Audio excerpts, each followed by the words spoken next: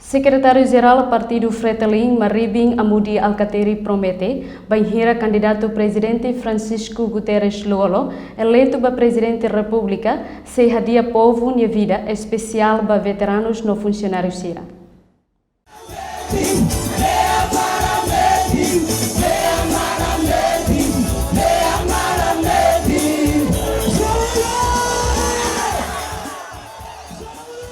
Secretário-Geral Partido Fretilin, Maribin Amudi Alcateri, hatolha hirakne, li husni discurso, bahira halo campanha da ICUS e a região administrativa especial ICUS Ambeno Raioa, quarta-feira, semana né.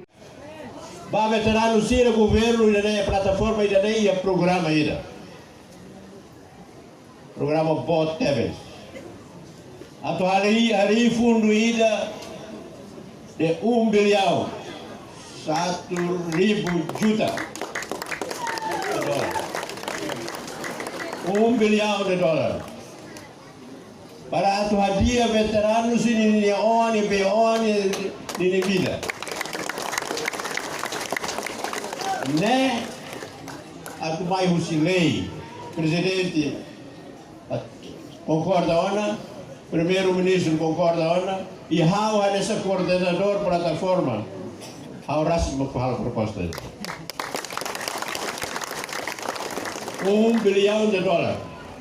Tambah Laos, veteranos sih Laos saat ini, nih ada saya memati orang sama bayar luta de 24 anos sai por 50 anos. Tem que criar condições para veteranos serem família, os belmores dia, serem homem, estuda de dia, ver sai doutor, bater que teve engenharia que bater para ver compreender o processo de desenvolvimento. Mas vê lá os veteranos dele. O governo já nem preocupa o roto. E da fane macané, o roto até nem cata. Tina, ver se agora tina funcionário sira, simo, gaji, que 13. Decisão halona agora estuda ela a lei para aprova o orçamento retificativo para criar fundo ida uma cai outro. Só dezembro do ano aproximo $200.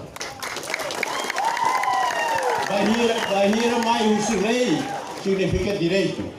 Laos vai a sócia aparente de direito e reconhece povo de direito. Laos a sócia povo de direito. Tuir horário sene, campanha eleitoral toloran sanulu racing nem, fulang ne, mas betam relação festa Páscoa, candidato presidente o número sorteio rua, foto decisão o remata ni campanha eleitoral e a loro sanulu racing tolo, fulang abril tinang ne, pusi o ikusi, selfie kai tato reportagem.